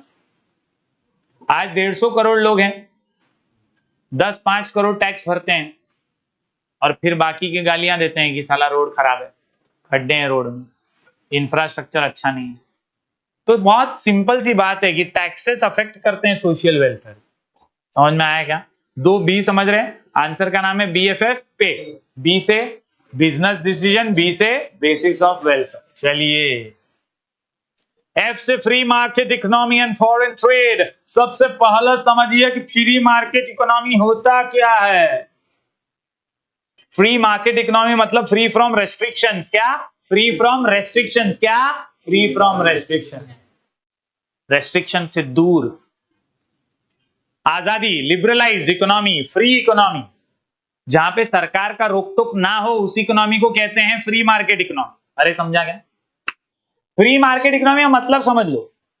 फ्री मार्केट इकोनॉमी मतलब गवर्नमेंट रेस्ट्रिक्शन से दूर, जहां पे how to produce, what to produce, how much to produce का निर्णय खुद ले सकता हूं। सरकार नहीं बोलेगी कि ये कल्टीवेट कर, सरकार नहीं बोलेगी वो कल्टीवेट कर, मैं खुद इंडिपेंडेंटली प्रोडक्शन कर सकता हूं। मुझे पता है how to produce, what to produce, how much to produce, इसके फैसले मैं इंडिपेंडेंटली लेता हूं। इसे कहते हैं फ्री मार्केट इकोनॉमी। और फ्री मार्केट इकोनॉमी के फंक्शनिंग को समझाता कौन है? Micro economics. Micro economics helps in understanding the working of free market economy. A free market economic is that economy where economic decisions are regarding production of goods such as what to produce, how much to produce, how to produce, etc. are taken at individual level. अपने level पे ले लिए जाते हैं ये decisions. There is no intervention by government or any other agency. याद रहेगा? Free market economy समझा क्या? फ्री मार्केट इकोनॉमी मतलब free from restrictions, free from restriction. आखिरी पॉइंट पे आते हैं दोस्तों, एफ से फॉरेन ट्रेड। एफ का आखिरी point foreign trade. Foreign trade बहुत इंपॉर्टेंट है किसी भी देश के विकास के लिए, क्योंकि इससे फॉरेन एक्सचेंज आता है, फॉरेन करेंसी देश के पास आती है, डॉलर में पैसा आएगा। और ये फॉरेन ट्रेड की जानकारी हमें देता है माइक्रो इकोनॉमिक्स, कि दो देशों में व्यापार हुआ, किसको फायदा हुआ, किसको नुकसान हुआ, कौन समझाएगा? Micro economics समझाएगा। क्योंकि ये स्मॉल इंडिविजुअल एनालिसिस है, ये आपको एनालाइज करने में मदद करेगा कि व्यापार में इंपोर्ट एक्सपोर्ट कितना हुआ, आपका गेन कितना हुआ आपको ट्रेड से। So microeconomic analysis helps you in understanding foreign trade as well. It helps in explaining various aspects of foreign trade, जैसे effect of tax on a particular commodity, वो custom duty वगैरह लगती है ना, तो उसका असर प्रोडक्ट के भाव पे कितना पड़ता है, वो समझने में माइक्रो इकोनॉमिक्स मदद करता है। Determination of currency exchange rate. Currency exchange rate मतलब क्या? रुपए के मुकाबले डॉलर का भाव, डॉलर के मुकाबले रुपए का भाव। आज $1 80 रुपया है, ये क्या है? करेंसी एक्सचेंज रेट है। ऐसे करेंसी एक्सचेंज रेट्स को फिगर आउट करने में माइक्रो इकोनॉमिक्स मदद करता है, और इसीलिए फॉरेन ट्रेड को समझना है तो माइक्रो इकोनॉमिक्स इंपॉर्टेंट है। अपन क्या पढ़ रहे हैं? Importance of micro economics. तो बी से बिजनेस डिसीजन लेने के लिए इंपॉर्टेंट है, बी से बेसिस ऑफ वेलफेयर के लिए इंपॉर्टेंट है, एफ से फ्री मार्केट इकोनॉमी है, डिसीजंस लेने के लिए इंपॉर्टेंट है, और एफ से फॉरेन ट्रेड को समझने के लिए भी इंपॉर्टेंट। 4 पॉइंट समझे क्या? आखिरी 2 पॉइंट देखते हैं दोस्तों। पी से, अरे जूना पॉइंट है, प्राइस डिटर्मिनेशन। प्राइस अपन ने कितनी बार अभी पढ़ लिया सुबह से? थियरी ऑफ प्रोडक्ट प्राइसिंग पढ़ा अपन ने, लैब यूएसपी के अंदर भी पी से प्राइस थियरी पढ़ा ना अपन ने, और यहां पर भी वही पॉइंट है। प्राइस डिटर्मिनेशन मतलब determination of prices of goods and services दोस्तों, एंड वेरियस फैक्टर्स। याद रखिए, micro economic explains how the prices of different products and various factors of production are determined. समझा, एक लाइन में खत्म। आखिरी पॉइंट ई से इकोनॉमिक मॉडल बिल्डिंग, ई से economic model building. Model building बहुत जरूरी है। देश की तरक्की, देश का विकास बिना मॉडल्स के नहीं होता। मॉडल मतलब वो चलने फिरने वाली मॉडल नहीं। मॉडल मतलब क्या? तो देश को विकास और विकसित करने वाले जो औद्योगिक मॉडल हैं, जो ऐसे स्ट्रैटेजीज हैं जो देश को इकोनॉमिक ग्रोथ और डेवलपमेंट की ओर ले जाएंगे, उन्हें मॉडल्स कहा जाता है। और इकोनॉमिक मॉडल बिल्डिंग में माइक्रो इकोनॉमिक्स अहम रोल निभाता है। Micro economics helps in understanding various complex economic situations. जैसे कोविड एक खतरनाक सिचुएशन थी ना, कॉम्प्लेक्स इकोनॉमिक सिचुएशन थी, इसमें पूरा मार्केट ठप हो चुका था। तो ऐसे में पूरे मार्केट को वापस उठाना कैसे है, माइक्रो इकोनॉमिक्स आपको उसमें हेल्प करेगा। With the help of economic models it has made a valuable contribution to economics by developing various terms, concepts, terminologies. आज के दौर में जो हम डिमांड वर्ड बोलते हैं, सप्लाई वर्ड बोलते हैं, इक्विलिब्रियम जैसे शब्दों का यूज करते हैं, ये सब कहां से आए हैं? ये सब वर्ड माइक्रो इकोनॉमिक्स से ही बने। माइक्रो इकोनॉमिक्स ने ऐसे कॉन्सेप्ट दुनिया के सामने रखे हैं, दैट इज व्हाई ऐसे टर्म्स और टर्मिनोलॉजीज को डेवलप करना ये माइक्रो इकोनॉमिक्स का मॉडल बिल्डिंग है। उम्मीद करता हूं दोस्तों आपको ये पूरा आंसर समझा होगा। क्वेश्चन का नाम है importance of micro economics, answer का नाम BFF पे, आंसर का नाम BFF पे, B से 2 F से 2, business decision, basis of welfare, free market economy, foreign trade, और PE बोले तो प्राइस डिटर्मिनेशन और इकोनॉमिक मॉडल बिल्डिंग। दोस्तों देखो अपन ने 3 आंसर किए। माइक्रो इकोनॉमिक्स के फीचर, स्कोप और इंपॉर्टेंस। स्कोप में याद रखने का 3 थियरी, याद रहेगा? जरा रिकैप करो फटाफट, एकदम ऐसा क्विक रिकैप। स्कोप में क्या? 3 theory, theory of product pricing, factor pricing और वेलफेयर, इकोनॉमिक वेलफेयर। याद आ गया? पक्का। प्रोडक्ट प्राइसिंग में demand analysis, supply analysis, factor pricing में land, labour, capital, entrepreneur, RIPW, rent, interest, wages और प्रॉफिट, और इकोनॉमिक वेलफेयर में efficiency, efficiency, efficiency, efficiency in production, efficiency in consumption और ओवरऑल एफिशिएंसी। पहला आंसर खत्म। दूसरा answer था अपना features of micro economics, LAB USP। क्या? लैब USP क्या? Limited scope, analysis of market structure based on certain assumption, you से use of marginalism principal, S से 2 P से 2। पहला है स्टडी ऑफ इंडिविजुअल यूनिट्स, दूसरा स्लाइसिंग मेथड, P से 2 price theory और पार्शियल इक्विलिब्रियम। दूसरा आंसर खत्म। उसके बाद अभी आंसर किया अपन ने importance of micro economics, answer का नाम BFF पे, आंसर का नाम पॉइंट इधर खटाक बजना चाहिए। सबसे पहले B से बिजनेस डिसीजन, दूसरा बेसिस ऑफ वेलफेयर, फिर F से 2 free market economy, foreign trade, free market economy, और P से प्राइस डिटर्मिनेशन, और E से economic model building. Done done done done. उम्मीद करता हूं दोस्तों आपको तीनों आंसर एकदम आराम से, एकदम अच्छे से समझे होंगे। इसको लिख के प्रैक्टिस करना, वरना वेस्ट हो जाएगा, आगे का पार्ट पीछे का सपाट हो जाएगा। आपको लिख के प्रैक्टिस करना है, मतलब करना ही है। सिर्फ बुक से ऐसा मुंह खोल के बैठे रहोगे तो नहीं याद होएगा। लंबे समय के लिए याद रखना है, लिख के प्रैक्टिस करो। तो चलिए दोस्तों अब आगे बढ़ते हैं मैक्रो इकोनॉमिक्स की ओर। जिस तरह से हमने फीचर, स्कोप और इंपॉर्टेंस ऑफ माइक्रो इकोनॉमिक्स देखा, बारी है मैक्रो इकोनॉमिक्स की। जी हाँ, माइक्रो मतलब स्मॉल, मैक्रो मतलब लार्ज। माइक्रो मतलब स्मॉल, मैक्रो मतलब लार्ज। क्या? माइक्रो मतलब स्मॉल, मैक्रो मतलब लार्ज। और जहां पर आप देख सकते हैं 2 डेफिनेशन हमारे टेक्स्ट बुक में दिए गए हैं मैक्रो इकोनॉमिक्स के लिए। JL हैंसन भाई साहब सबसे पहले कहते हैं macro economics is that branch of economics which considers the relationship between large aggregates। इस शब्द का मतलब समझिएगा, large aggregates का मतलब होता है टोटल्स, यानी वो वेरिएबल्स जो देशव्यापी हैं, जो पूरे इकोनॉमी को लगते हैं। जी हाँ दोस्तों, ये सारे लार्ज एग्रीगेट्स के रिश्ते ही तो मैक्रो इकोनॉमिक्स स्टडी करता है। जैसे कि यहाँ पर एग्जांपल दिए हुए हैं वॉल्यूम ऑफ एम्प्लॉयमेंट। जी हाँ, volume of employment, total amount of saving, investment, national income, जड़ी बूटी जैसा एग्जांपल है दोस्तों। तो ये कुछ ऐसी चीजें हैं जो नेशनल इनकम, एम्प्लॉयमेंट जैसी चीजें कवर करता है macro economics. Somewhere or the other आपको याद रखना है कि यार रिलेशनशिप बिटवीन लार्ज एग्रीगेट्स। क्या? Relationship between large aggregates. इसके अलावा प्रोफेसर कार्ल शपीरो का बहुत प्यारा सा डेफिनेशन है जो कहते हैं macro economics deals with the functioning of the economy as a whole, functioning of the economy as a whole, ये डेफिनेशन और मीनिंग जो है मैक्रो का, ये आपको हर आंसर में काम आएगा मैक्रो इकोनॉमिक्स से related.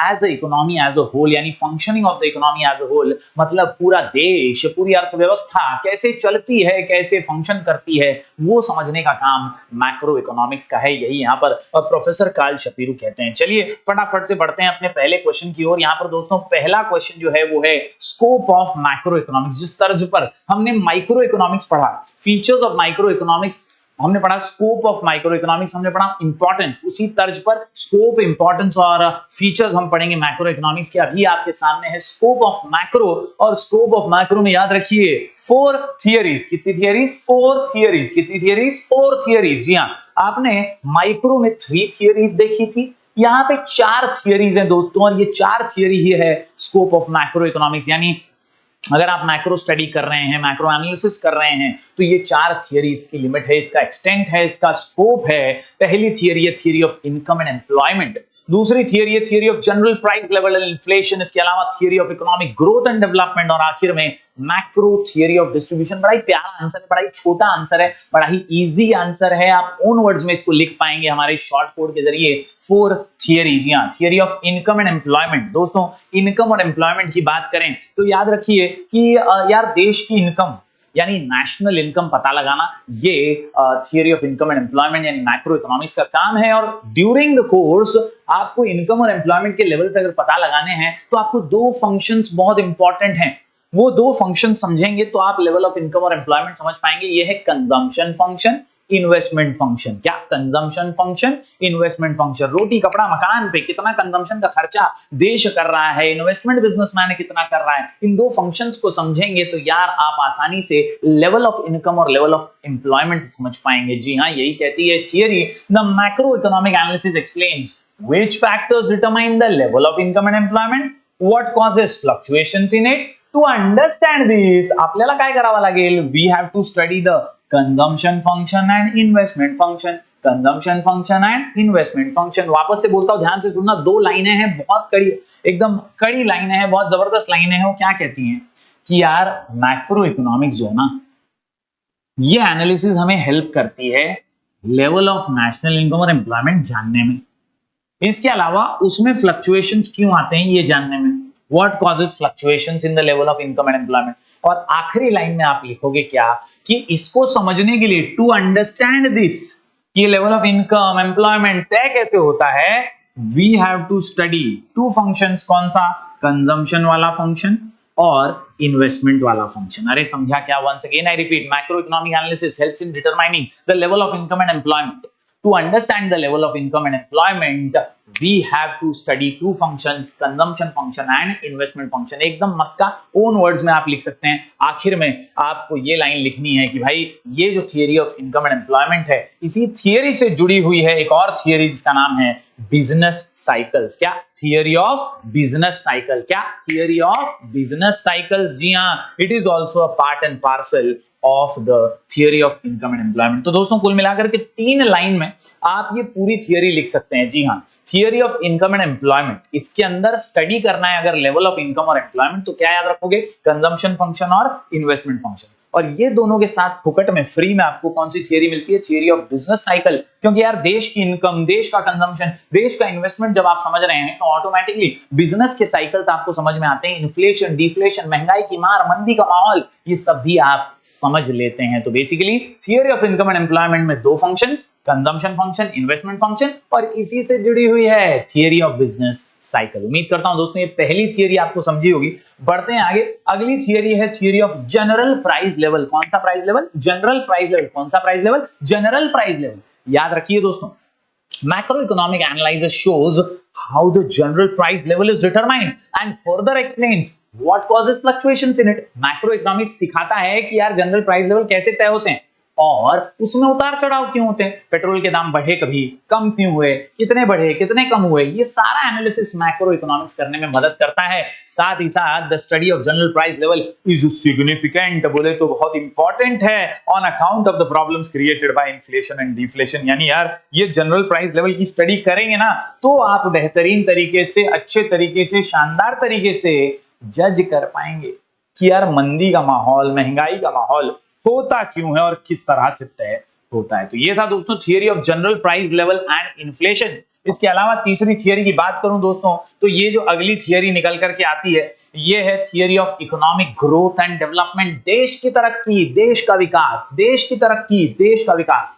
Theory of economic growth and development की जो बात आए तो याद रखिए दोस्तों, ये एक ऐसा मजेदार कॉन्सेप्ट है जहां पर मैक्रो इकोनॉमिक्स आपकी मदद करेगा प्रॉब्लम को समझने में और सॉल्यूशन देने में। प्रॉब्लम को समझने में, सॉल्यूशन देने में, प्रॉब्लम को समझने में, सॉल्यूशन देने में। जी हां दोस्तों, it understands the causes of under development and poverty. सबसे पहले मैक्रो इकोनॉमिक्स क्या करती है, वो कॉजेज पढ़ती है, स्टडी करती है कि क्यों गरीबी है, वो समझती है कि क्यों अनएम्प्लॉयमेंट है, क्यों अंडर डेवलपमेंट है। ये सारे कॉजेस पढ़ने के बाद आपको सुझाव देती है, सजेस्ट स्ट्रैटेजीज। क्या सजेस्ट स्ट्रैटेजीज? क्या suggest strategies of accelerating growth and development. और वही यहां पर बताया गया है कि macro economics consist of the theory of growth and development. It explains the causes of under development and poverty. क्या एक्सप्लेन करता है? Causes of under development and poverty, causes of under development and poverty. और फिर सुझाव देता है suggest strategies for accelerating growth and development. उम्मीद करता हूं दोस्तों तीसरी थियरी आपको समझी होगी। हम क्या पढ़ रहे हैं? हम पढ़ रहे हैं scope of macro economics. Answer का नाम फोर थियरी, आंसर का नाम फोर थियरी, आंसर का नाम फोर थियरी। पहला theory of income and employment, दूसरा theory of general price level and inflation, और तीसरा theory of economic growth and development. उम्मीद करता हूं तीनों थियरी आप लिख करके प्रैक्टिस करेंगे। चौथी थियरी की बात करें तो यार दो लाइन में खत्म है, मैक्रो थियरी ऑफ डिस्ट्रीब्यूशन। क्या? Macro theory of distribution. क्या? Macro theory of distribution. जी हां, याद रखिए दोस्तों, ये वो थियरी है डिस्ट्रीब्यूशन से related. Land, labour, capital, entrepreneur तो हमें पता ही है, ये हमारे फैक्टर्स ऑफ प्रोडक्शन है दोस्तों। और ये जो फैक्टर्स ऑफ प्रोडक्शन है ना, ये फुकट में काम तो नहीं करते, इन्हें मिलता है RIPW। RIPW मतलब क्या sir? Rent, interest, profit, wages. क्या? Rent, interest, profit, wages. क्या? Rent, interest, profit, wages. जी हां, रेंट, इंटरेस्ट, प्रॉफिट, वेजेस के लिए ही तो ये काम करते हैं। मैक्रो इकोनॉमिक्स का काम है इस रेंट का, इस इंटरेस्ट का, इस प्रॉफिट का, इस वेजेस का देश की आमदनी में हिस्सा कितना है ये समझना। Understanding the share of national income में रेंट, इंटरेस्ट, वेजेस और प्रॉफिट। समझ में आ रहा है कि देश की आमदनी में रेंट का हिस्सा कितना, इनकम का अंदर जो है वेजेस का हिस्सा कितना, प्रॉफिट का हिस्सा कितना, ये हिस्सा जो है ये समझना ही है मैक्रो थियरी ऑफ डिस्ट्रीब्यूशन। जी हां, macro theory of distribution deals with the relative share of. क्या? रिलेटिव शेयर ऑफ, कितना हिस्सा है किसका? रेंट का, वेजेस का, इंटरेस्ट और प्रॉफिट का in the total national income. उम्मीद करता हूं दोस्तों यहां पर आपको चारों थियरी समझ में आ गई होंगी। एकदम प्यारा सा आंसर हमने कंप्लीट किया यहां पर। Scope of macro economics four theory, theory of income and employment याद रखने का, इसमें दो फंक्शंस, कंजम्पशन फंक्शन और इन्वेस्टमेंट फंक्शन फ्री में आती है। इसके साथ थियरी ऑफ बिजनेस साइकिल। इसके अलावा दूसरी थियरी है general price level and inflation. यार जनरल प्राइस लेवल कैसे डिटरमाइन होता है, कैसे उसमें फ्लक्चुएशंस आते हैं, वो स्टडी करती है थियरी। तीसरी theory economic growth and development, causes पढ़ती है बॉस कि अंडर डेवलपमेंट क्यों है, पॉवर्टी क्यों है, और सजेस्ट करती है strategies to accelerate growth and development. और आखिर में मैक्रो थियरी ऑफ डिस्ट्रीब्यूशन, कितना हिस्सा है रेंट, इंटरेस्ट, प्रॉफिट, वेजेस का नेशनल इनकम में, वो पता लगाती है। उम्मीद करता हूं दोस्तों ये चारों ही थियरीज आप लिख करके प्रैक्टिस करेंगे। चलिए फटाफट से बढ़ते हैं अपने अगले क्वेश्चन की ओर। जी हां, स्कोप हमने खत्म किया, अब फीचर्स ऑफ मैक्रो इकोनॉमिक्स करते हैं, उसके बाद इंपॉर्टेंस ऑफ मैक्रो इकोनॉमिक्स। आप ये 6 आंसर कर लेंगे ना तो आपका काम आसान हो जाएगा, पहले चैप्टर से 7 मार्क्स निकालना इजी हो जाएगा। चलिए फटाफट से बढ़ते हैं अगले क्वेश्चन की ओर, फीचर्स ऑफ मैक्रो इकोनॉमिक्स। दोस्तों आज के आंसर की ओर बढ़ें तो यार हमारा आज का आंसर है फीचर्स ऑफ मैक्रो इकोनॉमिक्स, और 8 पॉइंट का ये आंसर कुल मिलाकर के है, हमारे टेक्स्ट बुक में दिया हुआ है। इसे पूरी तरह से दिमाग में फिट करने के लिए अपना शॉर्ट कोड 3G स्लिप। क्या? 3G slip. क्या? 3G slip. जी हां दोस्तों, AGOG कितने जी? 3G boss, 3G। General equilibrium analysis, इसके अलावा जनरल प्राइस लेवल, G से ग्रोथ मॉडल, कितने जी हैं बॉस? 3G हैं boss, 3G। General equilibrium analysis, general price level, growth model, और स्लिप के अंदर स्टडी ऑफ एग्रीगेट्स, L से लंपिंग मेथड, I से इनकम थियरी और इंटरडिपेंडेंस, और आखिर में P से आता है पॉलिसी ओरिएंटेड। तो चलिए हर पॉइंट को बारीकी से समझ लेते हैं। Features of macro economics economics, answer का नाम 3G स्लिप। दोस्तों यहां बात करें सबसे पहले पॉइंट की, तो जी से निकल करके आता है जनरल इक्विलिब्रियम एनालिसिस। जी हां दोस्तों, जनरल इक्विलिब्रियम एनालिसिस, जैसा कि मैंने हमेशा कहा है, इक्विलिब्रियम एक तराजू है, ये बैलेंस बिटवीन वेरिएबल्स हमको समझाता है। आप देख सकते हैं यहां पर एक वेरिएबल, यहां पर दूसरा वेरिएबल, ये बैलेंस चेक करता है कि यार इकोनॉमिक बिहेवियर कैसा है और इक्विलिब्रियम पोजीशन कैसी है। इस तराजू के दो प्रकार हैं, एक है जनरल इक्विलिब्रियम और दूसरा है पार्शियल इक्विलिब्रियम। पार्शियल क्या करता है, दोनों में से एक को अलग करता है और सिर्फ उसी की स्टडी करता है, लेकिन पार्शियल माइक्रो इकोनॉमिक्स में होता है। यहां पर तो जनरल इक्विलिब्रियम है और इसीलिए ये डिटेल में एनालिसिस सभी वेरिएबल्स की करने वाला है। जी हां, macro economics deals with the behaviour of large aggregates and their functional relationship। ये जो जनरल इक्विलिब्रियम एनालिसिस है, it deals with the behavior of demand, supply and the prices in the whole economy। यानी पूरे economy के अंदर क्या आमतौर पर प्राइसेस हैं और क्या डिमांड और सप्लाई का रोल है as a whole in the economy, ये स्टडी करता है। तो जनरल इक्विलिब्रियम में याद रखिए सब की स्टडी करने वाला है, अनेक की स्टडी करने वाला है। बात करें दोस्तों आगे, पहले जी के बाद आता है दूसरा जी, यहां पर जनरल प्राइस लेवल। जी हां, जनरल प्राइजेस, हमने प्राइस थियरी माइक्रो इकोनॉमिक्स में जरूर पढ़ी थी, लेकिन वहां पर इंडिविजुअल प्राइजेस थे, पर्टिकुलर कमोडिटी के प्राइजेस थे। यहां पर जो प्राइजेस हैं वो जनरल प्राइजेस हैं। जनरल बोलेगा तो एवरेज ऑफ ऑल प्राइस, क्या एवरेज ऑफ ऑल प्राइस, क्या एवरेज ऑफ ऑल प्राइस। याद रखने का दोस्तों, मैक्रो जो है ना अनेक की स्टडी है और इसीलिए यहां पर एक प्रोडक्ट का प्राइस नहीं होगा, यहां पर जनरल प्राइस लेवल होगा और इसीलिए इन्हें हम एवरेज ऑफ ऑल प्राइसेस कहते हैं। क्या कहते हैं, average of all prices of goods and services currently being produced in the economy. तो यार जो भी गुड्स एंड सर्विसेज प्रोड्यूस्ड हो रहे हैं उनका एवरेज प्राइस जहां चेक होता है ना, उसे मैक्रो इकोनॉमिक्स कहते हैं, उसी की एनालिसिस यहां पर होती है। तो उम्मीद करता हूं दूसरा जी आप समझे होंगे, पहला जनरल इक्विलिब्रियम, दूसरा जनरल प्राइस लेवल। जनरल आहा, जनरल आहा, याद रखिए जनरल इक्विलिब्रियम एनालिसिस और दूसरा है जनरल प्राइस लेवल। अब देखते हैं तीसरा पॉइंट दोस्तों, यहां पर जो अगला पॉइंट निकल करके आता है वो है ग्रोथ मॉडल। क्या आता है, ग्रोथ मॉडल।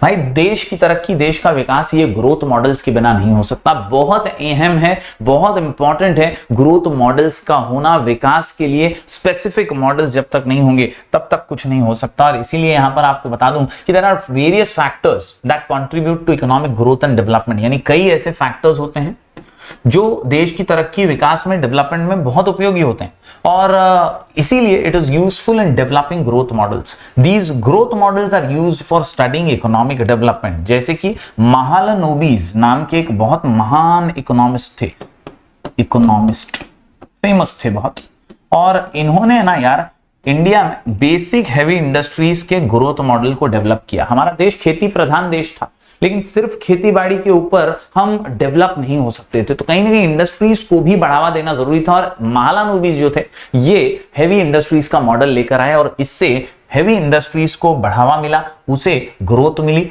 ऐसे ग्रोथ मॉडल्स जो है देश की तरक्की, देश के डेवलपमेंट में बहुत इंपॉर्टेंट योगदान देते हैं। दोस्तों इसी के साथ हमने 3G पढ़ लिया। हमारा क्वेश्चन है फीचर्स ऑफ मैक्रो इकोनॉमिक्स और आंसर का नाम है 3G slip. 3G slip, general equilibrium analysis, general price level और जी से ग्रोथ मॉडल। बढ़ते हैं दोस्तों आगे, स्लिप मारते हैं और अब स्लिप के अंदर आपके सामने है दोस्तों S for study of aggregates. अगर मैं कंपैरिजन करूं माइक्रो के साथ तो micro is study of individual units, बराबर है, और मैक्रो क्या है, स्टडी ऑफ एग्रीगेट्स। मैक्रो क्या है, स्टडी ऑफ एग्रीगेट्स। मैक्रो क्या है, स्टडी ऑफ एग्रीगेट्स। और जैसा कि मैं हमेशा कहता हूं, एक की नहीं अनेक की स्टडी, एक की नहीं अनेक की स्टडी। कमेंट में करना, एक की नहीं अनेक की स्टडी। जी हां दोस्तों, macro economics deals with the study of economy as a whole, ये हम ऑलरेडी पढ़ चुके हैं। It is concerned with the aggregate concept, यानी टोटल। एग्रीगेट का मतलब ही होता है, क्या होता है, मतलब टोटल्स।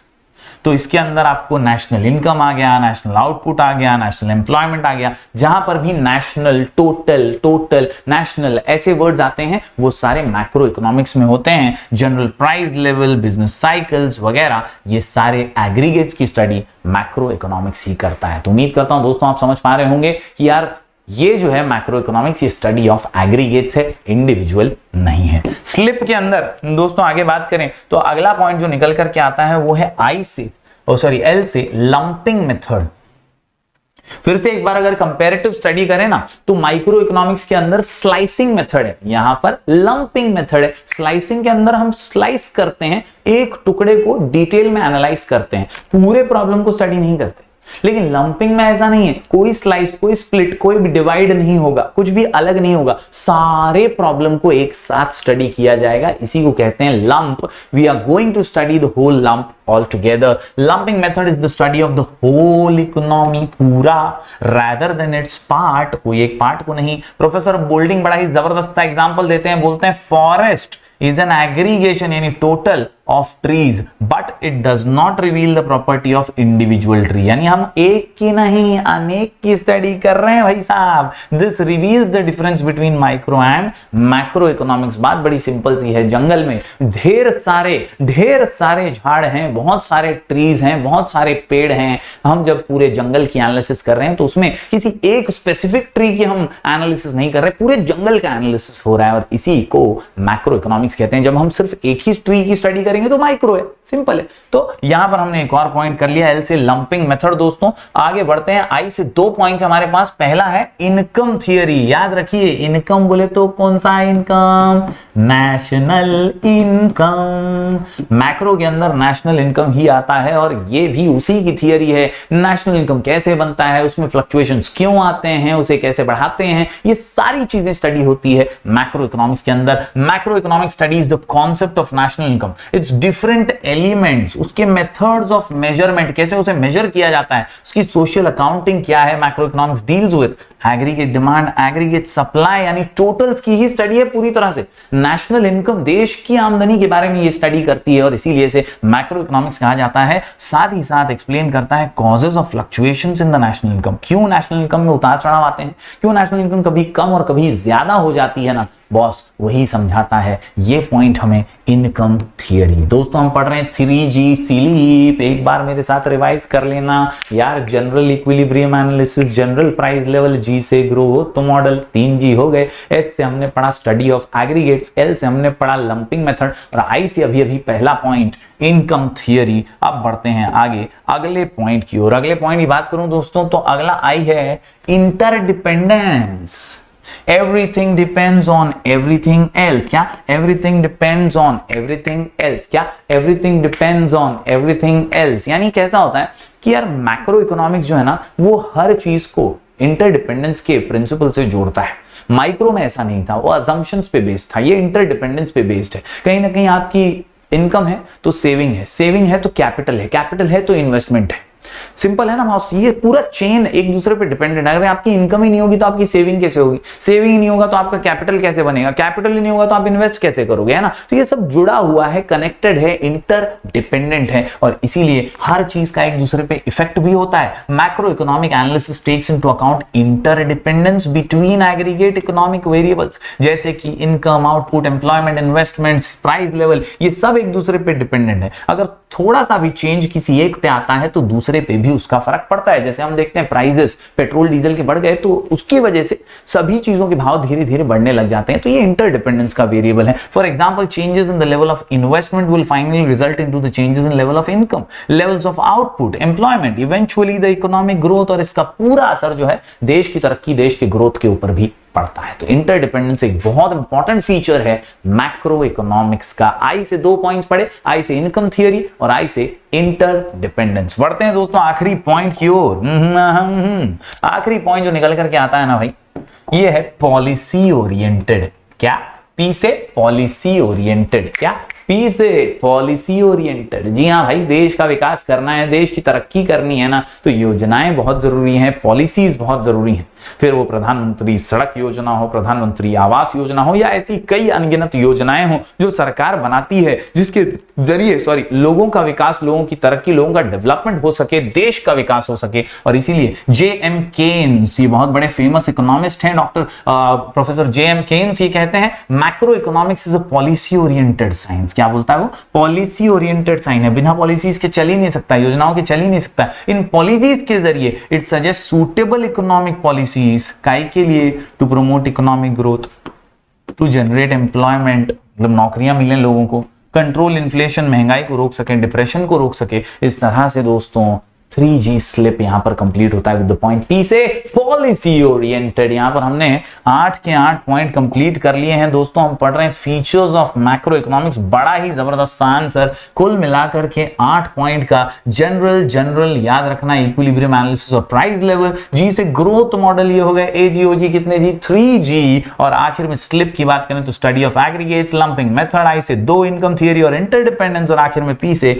Policy oriented. जी हाँ, तो यहां पर 8 पॉइंट हमने पढ़ लिया। उम्मीद करता हूं आप लिख करके प्रैक्टिस करेंगे, वरना आगे का पार्ट पीछे का सपाट हो जाएगा। लंबे समय तक याद रखना है तो भैया लिख के पढ़ना है। Yes my dear students, I hope ये आपको आंसर पूरा का पूरा समझ गया हो। चलिए फटाफट से देख लेते हैं कि भाई क्या खास है आज के आंसर में। दोस्तों आज का आंसर है कुल मिलाकर के 7 पॉइंट्स का। जी हाँ, 7 पॉइंट्स का answer, importance of macro economics perfect lens. इसको पीएफ लेंस बोलोगे तो भी चलेगा, परफेक्ट लेंस बोलोगे तो भी चलेगा। 7 पॉइंट से दिमाग में फिट करने हैं, एकदम झकास। एक एक पॉइंट बारीकी से समझेंगे, वीडियो में अंत तक बने रहिएगा। सबसे पहला पॉइंट है परफॉर्मेंस ऑफ एन इकोनॉमी, इसके अलावा फंक्शनिंग ऑफ एन इकोनॉमी।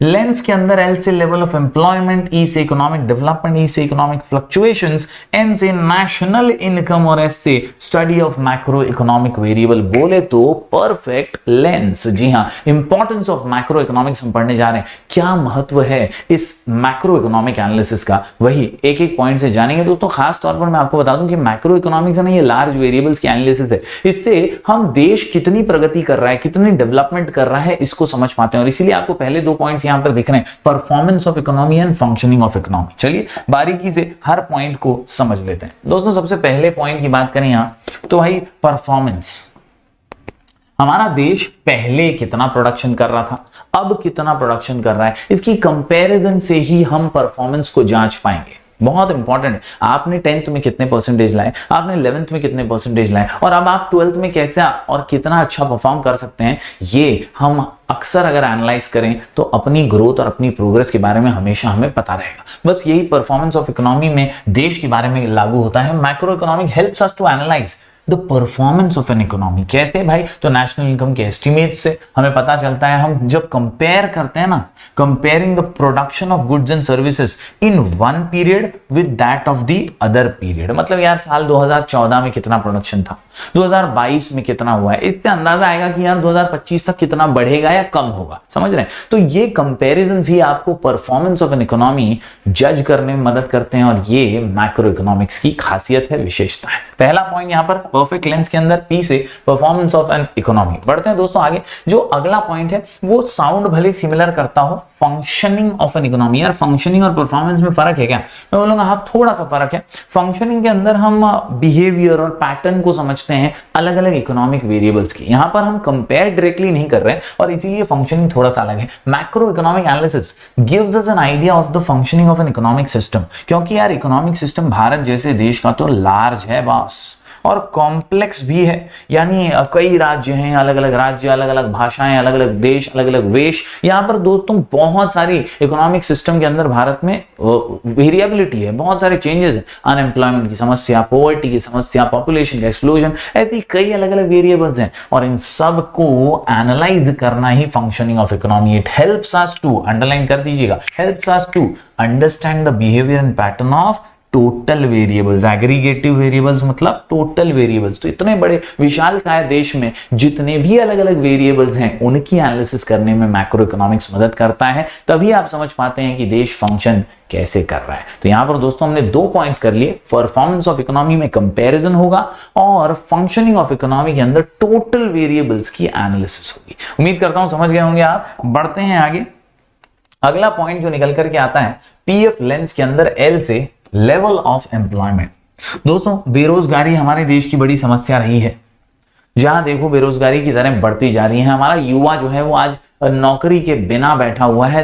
कई नौकरियों के लिए यार कुछ भर्तियां होती हैं लेकिन हजारों लोग लाइन में खड़े होते हैं, तो ऐसी समस्या जो है ये बढ़ते जा रही है। मैक्रो इकोनॉमिक्स मदद करता है लेवल ऑफ एम्प्लॉयमेंट जांचने में, चेक करने में कि यार लेवल ऑफ एम्प्लॉयमेंट है कितना और इससे और कितना प्रोग्रेस हो सकता है, कितनी एम्प्लॉयमेंट अपॉर्चुनिटीज बढ़ सकती हैं, कैसे अनएम्प्लॉयमेंट की समस्या को सुलझाया जा सकता है, ये भी मैक्रो इकोनॉमिक्स बताता है। Economics helps us to analyse the general level of employment and output. General level income का, एम्प्लॉयमेंट का, आउटपुट का, प्रोडक्शन का कितना है वो मार्केट में से एनालाइज करने का काम मैक्रो इकोनॉमिक्स का है, और इसीलिए मैक्रो इकोनॉमिक्स इंपॉर्टेंट है। इकोनॉमी में ये एम्प्लॉयमेंट और आउटपुट के लेवल्स को चेक करते रहता है। दोस्तों आगे बात करें अगर अगले पॉइंट की, तो यार ई से 2 पॉइंट्स निकल करके आते हैं। पहला पॉइंट यहाँ पर आपके सामने है इकोनॉमिक डेवलपमेंट। जैसा मैं हमेशा कहता हूं, देश की तरक्की, देश का विकास, ये बहुत जरूरी एस्पेक्ट है और मैक्रो इकोनॉमिक्स इसी पे तो फोकस करता है।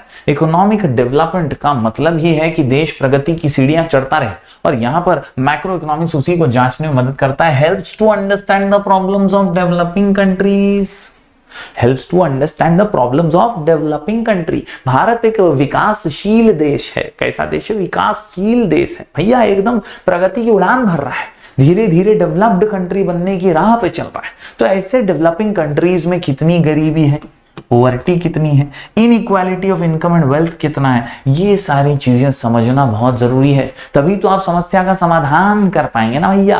और इसीलिए to understand these concepts, differences in the standards of living of the people etcetera, macro economics suggest करता है important steps to achieve economic development. मूल बात क्या है, इंपॉर्टेंट बात क्या है कि मैक्रो इकोनॉमिक्स जो है ना वो पॉवर्टी क्यों है, अनएम्प्लॉयमेंट क्यों है, बेरोजगारी, ये सारी समस्याओं को स्टडी करता है और फिर सॉल्यूशंस देता है इकोनॉमिक डेवलपमेंट को एक्सेलरेट करने के। तो यहां पर ई से इकोनॉमिक डेवलपमेंट करने में मदद करता है, इसीलिए इंपॉर्टेंट है मैक्रो इकोनॉमिक्स। तो यहां एक और पॉइंट हमने कंप्लीट किया दोस्तों। कुल मिलाकर के 7 पॉइंट का आंसर पीएफ लेंस या परफेक्ट लेंस आप बोल सकते हैं। ई से एक और पॉइंट इकोनॉमिक फ्लक्चुएशंस। भैया उतार चढ़ाव तो बहुत आते हैं, बहुत आते हैं, बिजनेस साइकिल के अंदर उतार चढ़ाव तो बहुत आते हैं। कभी धंधा एकदम चंगा चल रहा है, कभी धंधा एकदम मंदा चल रहा है, बहुत बिजनेस डाउन चल रहा है। तो ऐसे बिजनेस साइकिल्स के उतार चढ़ाव को स्टडी करने में भी, हाँ स्टडी करने में भी मदद मिलती है with the help of macro economics. जी हाँ, macro economics helps to analyze the causes of fluctuations in income, output and employment। किन वजह से, किन चीजों की वजह से, कौन से फैक्टर्स की वजह से ये उतार चढ़ाव आ रहे हैं, ये स्टडी करने में मैक्रो इकोनॉमिक्स मदद करता है and makes an attempt to control them and reduce their severity. त्यांना कमी करण्याचे प्रयत्न सुद्धा मैक्रो इकोनॉमिक्स करते। मतलब मैक्रो इकोनॉमिक्स ही ये प्रॉब्लम्स को कम करने में, रिड्यूस करने में, इनकी सिवियरिटी को, इनके इफेक्ट को कम करने में हमारी मदद करता है। इसीलिए मैक्रो इकोनॉमिक्स इंपॉर्टेंट है। जी हाँ दोस्तों, हमने ई से 2 पॉइंट कर लिए, इकोनॉमिक डेवलपमेंट और इकोनॉमिक फ्लक्चुएशंस। बात करें अगले पॉइंट की, तो 6th पॉइंट पे है नेशनल इनकम। जी हाँ, नेशनल इनकम, देश की आमदनी। देश की आमदनी, देश का इनकम बहुत जरूरी है। अगर आपको घर का बजट बनाना है तो घर में आने वाली इनकम का तो पता होना ही चाहिए ना, नहीं तो बस फ्रिज ले लिया, टीवी ले लिया, सब खर्चा ही करते रहोगे, हैं सब उड़ा दोगे। अबे पागल हो क्या?